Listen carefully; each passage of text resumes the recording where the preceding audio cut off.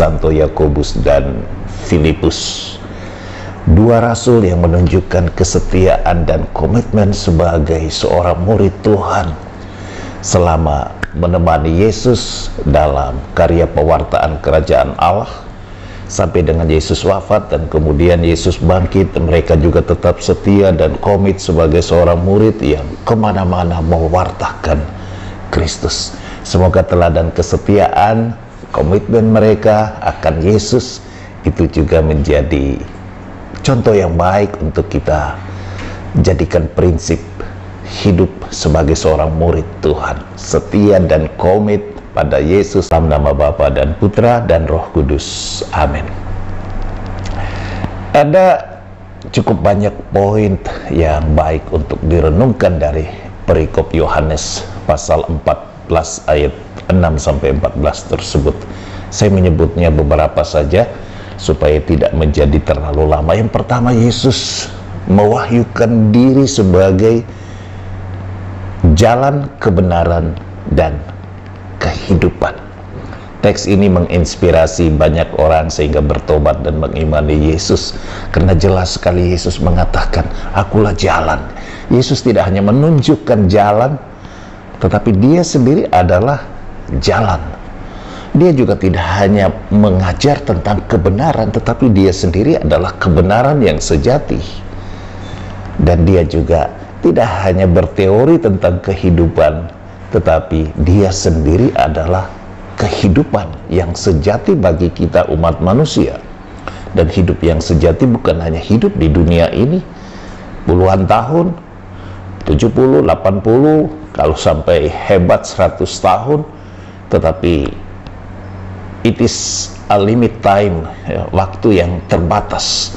Tetapi Yesus mau mengantar kita untuk unlimited life, sebuah hidup yang tak terbatas. Itulah hidup kekal, dan itulah hidup yang sesungguhnya. Hidup kekal, hidup di dalam kebersamaan dengan Tuhan tanpa ada batas akhir. Dan Yesus memberi jaminan untuk itu. Dengan kebangkitannya dia mengatakan, "Akulah kebangkitan dan hidup yang kekal." Nah, saudara dan saudari, semoga sabda Yesus, "Akulah jalan, kebenaran, kehidupan," ini sungguh-sungguh juga memotivasi kita sekalian untuk tidak pernah berpaling ke lain hati meninggalkan Yesus. Karena ketika kita meninggalkan Yesus, kita meninggalkan jalan. Ketika kita meninggalkan Yesus, kita meninggalkan kebenaran yang sesungguhnya. Dan ketika kita meninggalkan Yesus, kita menutup diri kita untuk bisa menikmati hidup yang kekal.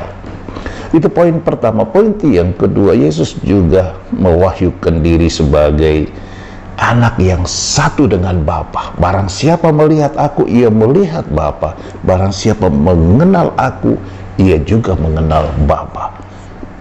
Dan disinilah saudara-saudari, kita bisa merenungkan kata-kata Filipus. Ketika Yesus mengatakan demikian, Filipus mengatakan, "Tuhan, tunjukkanlah Bapa itu kepada kami, itu sudah cukup." Apa kata Yesus? "Filipus, setelah sekian lama aku berada bersama kamu, tetapi engkau tidak mengenal aku." Saudara-saudari, kritikan Yesus yang mengungkapkan keprihatinannya bahwa ternyata murid yang 1 kali 24 jam bersama dengan dia ternyata tidak sungguh-sungguh mengenal dia. Boleh jadi itu bukan hanya Filipus yang punya perasaan dan pengalaman, keterbatasan dan kelemahan perihal pengetahuan akan jati diri Yesus.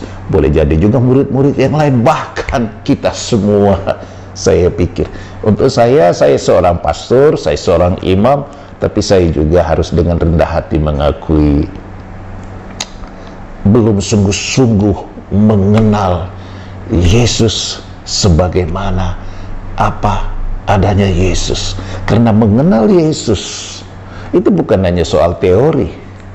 Bahkan mengenal Yesus juga bukan hanya sekedar rajin berdoa, rajin melakukan apa yang dia kehendaki, tetapi untuk sungguh-sungguh menjadi satu dengan Yesus sebagaimana Yesus sendiri katakan, amanatkan, tinggal di dalam aku. Itu bukanlah hal yang mudah. Banyak sekali hambatan, karena bukan hanya karena keterbatasan intelektualitas kita, tetapi juga keterbatasan kita karena kelemahan kedagingan kita, sehingga kita mudah sekali terkungkung oleh cinta diri, oleh egoisme, oleh kelemahan-kelemahan duniawi kita. Hal mana membuat kita tidak sungguh-sungguh mengenal dan komit dengan pribadi Yesus, dengan seluruh amanat, seluruh perintahnya bagi kita.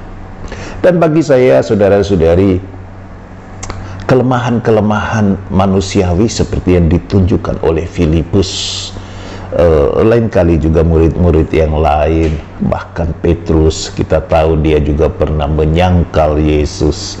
Dia juga pernah berusaha untuk membantah Yesus ketika Yesus mau membasuh kakinya. Yang paling ekstrim itu adalah Yudas yang mengkhianati Yesus, pergi meninggalkan Yesus. Dan juga murid-murid yang lain juga punya pengalaman kelemahan, keterbatasan.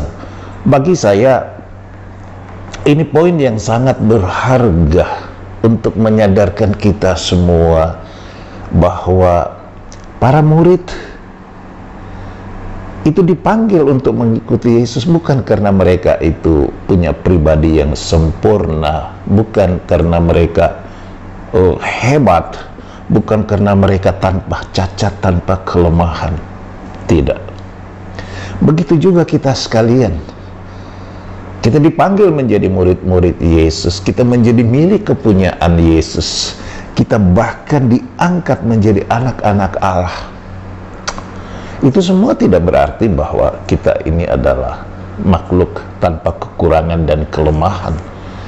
Baptisan, sakramen-sakramen yang kita terima, itu tidak serta-merta membuat kita menjadi manusia sempurna.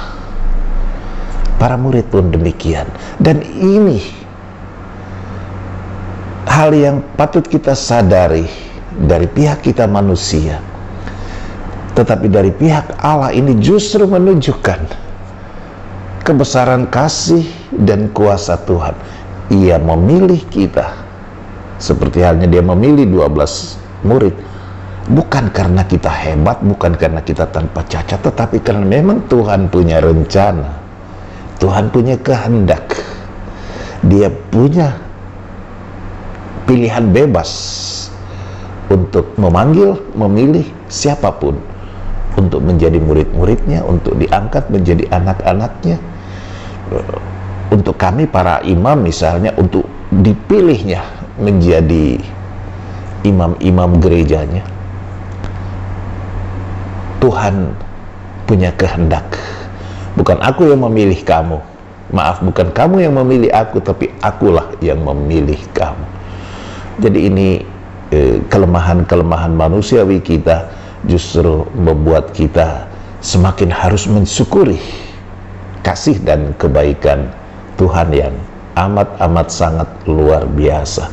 Dan kalau Tuhan juga begitu peduli, begitu mengerti, menerima kelemahan-kelemahan kita, dalam artian kelemahan kita tidak menjadi halangan bagi Dia untuk memilih dan terus mencintai kita, maka tentu saja sikap Allah dan kasih Allah seperti itu juga menjadi dorongan dan motivasi bagi kita semua juga untuk bersikap sabar dan menerima sesama saudara kita apa adanya mereka, dan dalam semangat kebersamaan sebagai satu tubuh Kristus, sebagai sesama anak-anak Tuhan, bahkan sebagai sesama ciptaan Allah, mari kita saling menghormati, kita saling mendukung, dan kita juga sama-sama saling membantu untuk mengatasi kekurangan, kerapuan, kelemahan manusiawi kita.